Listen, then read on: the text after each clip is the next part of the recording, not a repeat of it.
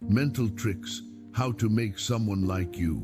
There is an invisible pattern that decides within seconds whether someone feels attraction toward you or indifference. And what's most disturbing, it has nothing to do with looks, nor money, nor even what you say. In many cases, you've already met people like this. People who enter a room and, without any apparent effort, instantly change how everyone perceives them. But there's a detail almost no one notices. This is not luck, it is applied psychology. And today, you will understand what is behind it. But be careful, because once you see this mechanism, you will never interact with people the same way again. And maybe the most important question is not how to make someone like you, but rather who is influencing whom, without even realizing it? The invisible problem. Think about a simple situation. You meet someone new.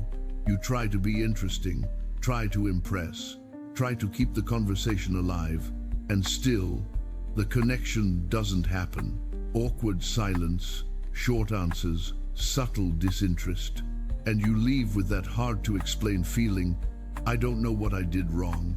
But what if the problem isn't what you do, but what you unconsciously transmit? There is something in human behavior called instant emotional reading. In less than 7 seconds, the other person's brain has already decided you are safe or not, you are interesting or not, you are relevant or not. And this doesn't happen consciously, it's automatic. But here comes the first mystery. If this is automatic, why do some people seem to break this rule? Why are they accepted faster, more listened to, more remembered, and even more desired socially? What are they doing that you don't see?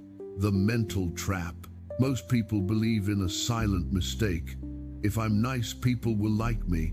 But the human brain doesn't work like that. It doesn't respond to direct kindness. It responds to emotional scarcity, safety, and perceived social value. And here is the trap.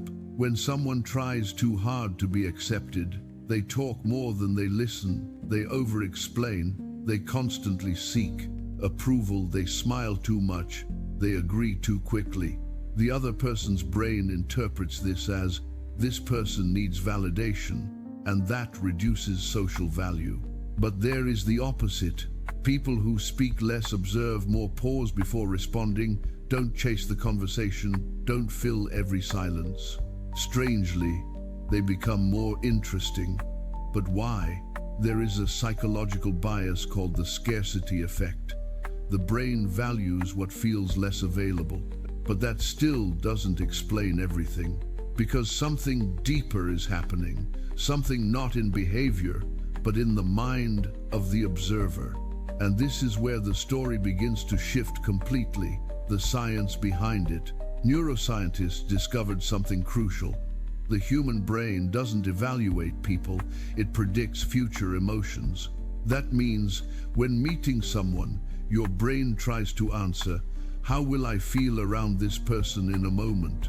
And this activates dopamine-related areas. It is not rational, it is chemical. Now here is the key point. When someone is mildly emotionally unpredictable, the brain pays more attention because predictability creates boredom, and boredom kills attraction. But when there is subtle mystery, natural pauses, partially hidden reactions, non-obvious responses, the brain enters a social exploration state. It wants to understand, it wants to decode. But here comes a deeper question. If the brain seeks interesting people, what actually defines someone as interesting? And why do some people never need to try to be interesting? They are simply perceived that way. There is a hidden mechanism behind social attraction. People don't like you for what you say, but for what they feel around you. And that changes everything. Because feeling doesn't come from conversation, it comes from 3 invisible signals. Emotional control, those who don't overreact, transmit stability. Self-validation, those who don't seek approval, transmit inner value. Social direction, those who subtly guide interaction, transmit leadership. The human brain interprets this as safety, and safety is one of the deepest pillars of attraction. But here is the most impactful detail. You don't need to be extroverted.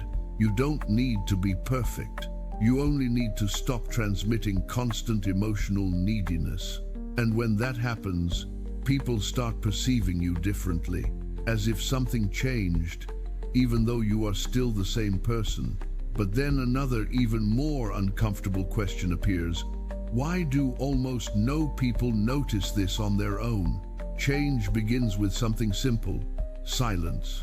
Not empty silence, but conscious silence. Before responding, pause. Before reacting, observe. Before trying to impress, understand.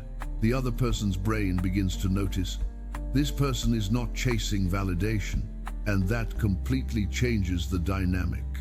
Another crucial point: stop trying to fill every gap. Silence creates psychological weight, and weight creates presence. But there is something even more powerful: controlled curiosity. You don't reveal everything. You don't explain everything. You leave space for interpretation. And the human brain hates gaps. It tries to complete them. But here comes the risk, because once you understand this, you may start seeing every social interaction differently. And that changes how you see yourself too. At the core, people don't connect with those who speak more, nor with those who try harder.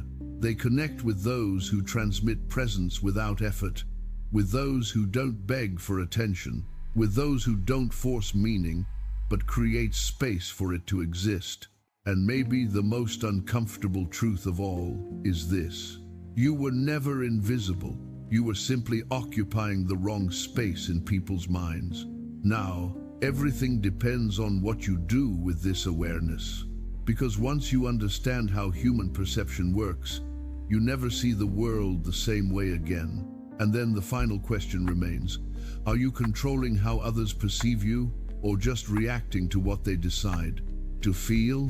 Because in the end, the brain prefers the familiar over the healthy, but the mind believes what you make it feel. If you had to choose, what was the biggest moment when you realized someone liked you without you fully understanding why? Comment below, because understanding human patterns begins when you start observing your own experiences. And if this type of content touched something in you, it wasn't random. Maybe it's just the beginning of a perception you haven't activated yet. And the rest, you discover in the next one.